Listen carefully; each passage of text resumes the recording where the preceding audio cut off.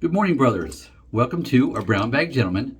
My name is Scott, and today's shave, I'm just starting off by washing my face. I just put the soap on, so now I just dip my washcloth in warm water. We're going to take the soap off, just in preparation for the shave.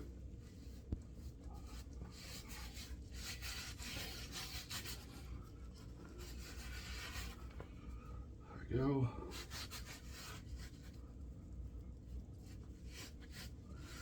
And yeah, I like to wash up my whole face just because I'm there, so might as well. I did not just step out of the shower. I'm not showering until after I do all my yard work. So yeah, I want to have a nice clean face.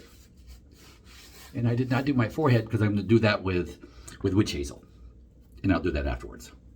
But there we go, face is prepped. Let me just wash off this, or rinse out this washcloth now so it's not all full of soap. I'm doing that in my sink right here. There we go. Until my shirt's all wet. Just got an old raggedy old t-shirt on for getting out there to rake leaves because it's the first weekend in November, and it's finally leaves have fallen enough where you can rake them now here in North Carolina. So that's what we're gonna do today. And oh, the soap of the day, St. Bart's by Ariana Evans. And reading the scent profile is lime and coconut and rum. So very islandy-ish. Gentle, light little scent. Very nice. It's fresh and nice. Yeah, so I do enjoy the scent. It is very mild. Scent strength at a scale of 1 to 10 is probably about a 2 at most. So very light. And some people think, that, oh, it's only a 2, I don't want to buy that, but no, it's just about the strength profile too, as well as the scent profile, because you don't always necessarily want a strong soap because you want to put on whatever aftershave you're going to use. Like, I'm not using a matching aftershave after I use this. I'm using a Sterling D503 is what I'm using, which is, it has citrusy stuff in it and floral, so it's not matching really per se, but it's complementary, so that's all I care about. So yeah, so that's what I'm going to use afterwards. So don't really necessarily need a strong scented soap, but a light scent, mild scent. I do actually like a mild scent in my soaps. I also enjoy strong scented soaps. Oh, there we go. Sorry, reaching for the razor, which I'm going to get one up here. But so they each have their place, and a lot of soaps. Most of the soaps I use are milder scented. Nothing above like a 4. Usually, most of it, unless I'm talking like a Phoenix Artisan Accoutrements, where that's definitely there's stronger scents. And then you definitely want to buy the matching aftershave then, because the soap is so strong. You want it to match, and it just because it's not fighting it. We'll put it that way, scent wise. But here we go. So new razor. You saw the unboxing, but this is the Chiseled face razor. It's aluminum, and yes, I poo-poo lighter razors and all that. You hear me a lot complaining about lighter razors, but I wanted to delve in lighter razors because some people are more interested in some lighter razors, and I really didn't have anything. So I wanted to get something. So this is a chiseled face, and I've already been shaving with it all week. And right now there is a feather blade in here because my first shave was with a Gillette Silver Blue, and it was not aggressive enough. It was too mild. This reminds me a lot of shaving aggressiveness of a Merkur 34C, which I no longer own because it was too mild for me. But this did liven up a little bit better than Merkur did with a feather blade in it, so I will give it that. So those of you who are looking for a mild shave, you've got skin issues, you're having problems, because I did have a watcher mention about they're not really double-edged safety razor shaving because their skin is too sensitive, but I'll argue with you this is a lot easier on your face than the multi-blades. It really is.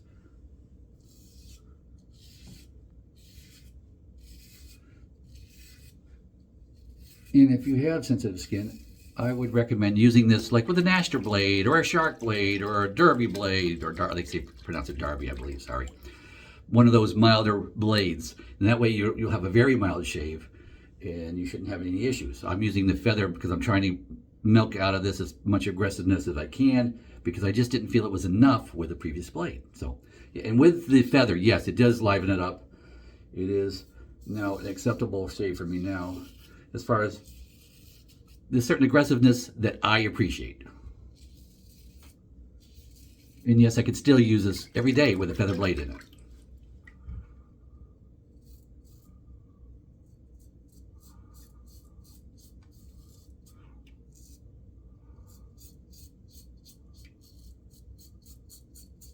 Now, you might notice too, let me point it out to you, that this razor has got a steeper angle of approach. So it's not like your standard, like this is to be very much standard. This is more like this. So you need to have a steeper angle of approach with this razor.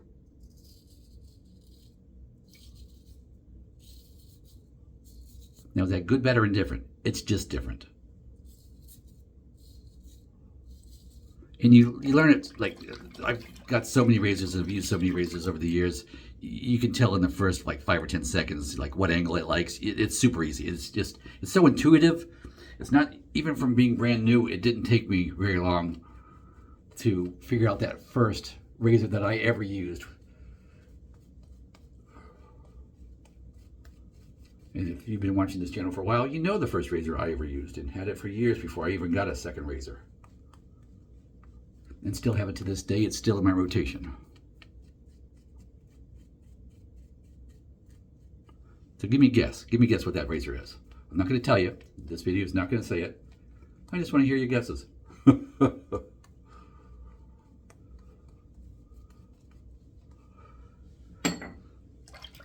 Okay, pass 2 across the grain. Here we go. Of course, a steeper angle, and see if you can see if you can see that steeper angle when I'm coming across here.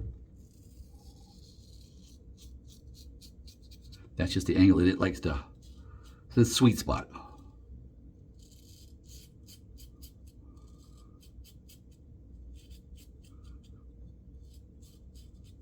And because of that steeper angle too, I can tell you on the first pass coming down with the grain under my nose, it doesn't get up very high. But then again, pass 2, I'm coming across the grain, and yeah, it's going to get it now. And that's not just this razor because of just that angle. A lot of razors are like that because the heads are bigger, what have you. They're not thin heads, and they just don't get real up close and tight under the nose with a draw down stroke versus us coming in from the side stroke. Okay, other side. Handle's super easy to hold on to too, and I like that thinning and all that. I'm kind of like where it's sliding, coming down angle like that. That's kind of where I'm holding it, and it's just not slipping out of my hand. The grooves, although they're not sharp, they are not really what I would call sharp like some razor handles are. It's holding really easy.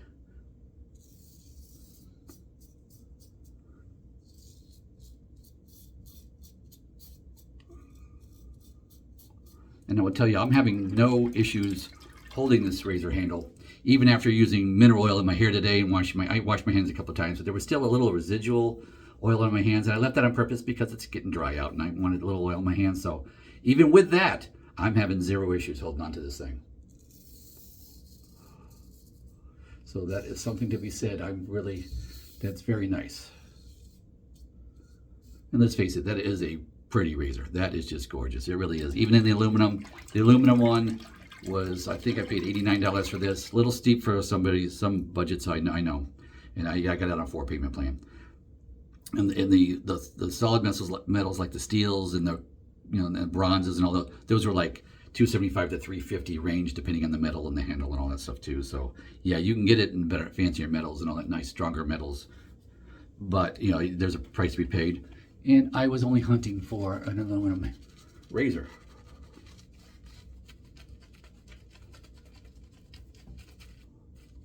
And I'm going to show you something that you never see me do. I'm lathering up under my nose for a third pass. You never see that. I'm going to do that today. Because yes, I already tried it once this week, and it worked fine with this razor. So something to be said for that too.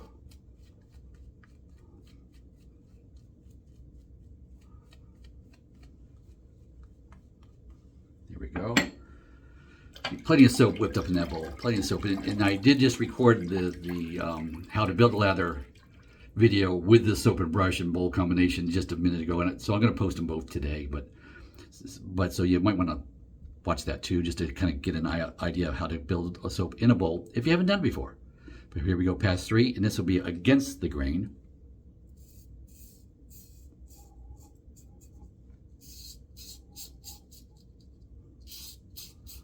Quite a bit of noise from the razor. You can hear that.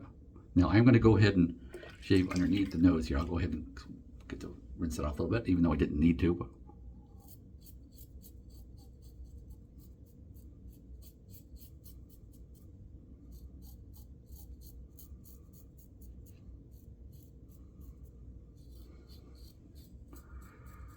sorry, my hand's in the way for you. Sorry, people.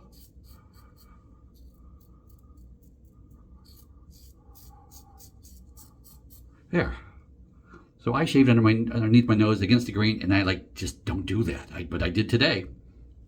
And I also don't go up against the grain under my chin. I'm doing that today too. Another little rinse off, flipping it around to the other side. Let's make it even.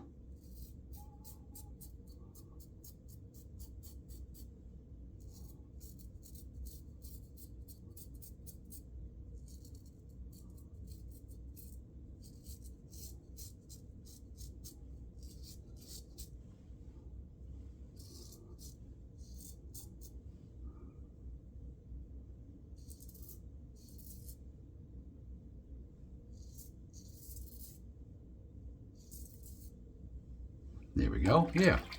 So that was good. It worked well. Can I feel a little bit because it's not an area that I so seldom shave against the grain on that I can feel a little bit. I can feel that I've done that. It's not painful at all, but I can tell it's mildly irritated on a scale of 1 to 10 of 1. So it's like, yeah, okay. So I know that I did it. But yeah, and I won't do it tomorrow. I won't do that. It'll just be the 2 passes tomorrow before church here.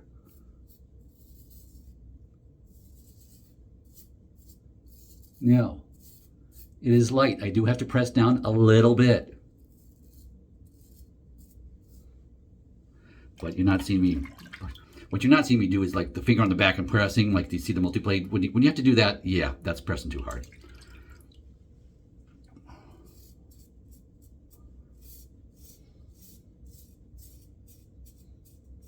I hope you can see the angle. So it is a steeper angle that I'm shaving at.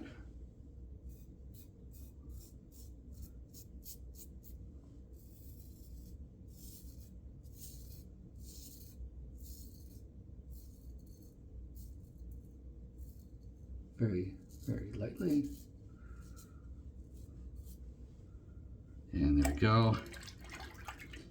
And just to break it up, my buffing pass, I'm going to go ahead and use lather instead of water.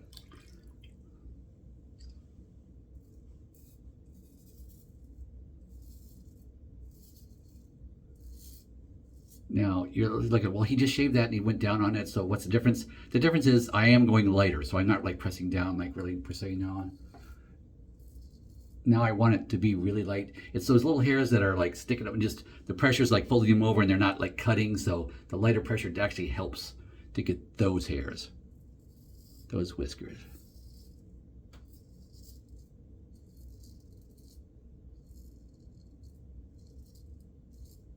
Oh, I'm hearing it down very low. Did I get right there, right there. What the other side here?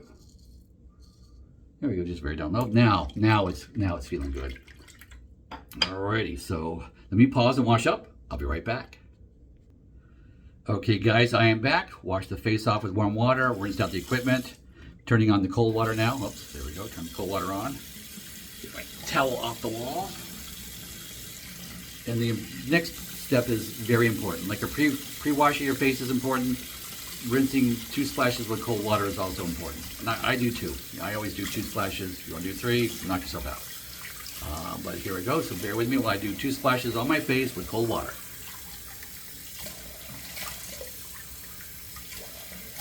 Okay, there we go. That'll wake you up in the morning.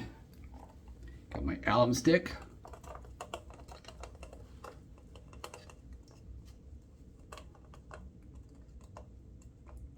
Now I did go against the grain on under my nose here in the mustache area, which you don't normally do. A couple of stingy spots, minor stingy spots, nothing really to make mention of. Although I just did. Okay, so here we go. There we go. It's all. And I go around like twice with the mineral alum stick. So hold 1 sec. There. Face is dried off. Hang this back up. And now the aftershave. Yeah, feels good. That shave was a nice shave. Razor did a good job. There we go. In my D503 from Sterling, a little 2-ounce sample. Love it when they do samples. Love it. I'll be looking again for Christmas time to see if they're doing some samples, little 2-ounce size samples. If they do, I'll be buying a few. Sterling does a nice job with their aftershaves. They last well. They're not overly strong, but strong enough. Scent 1 to 10. Strength-wise, I'm giving this a 4 or 5. Not overpowering, which is nice.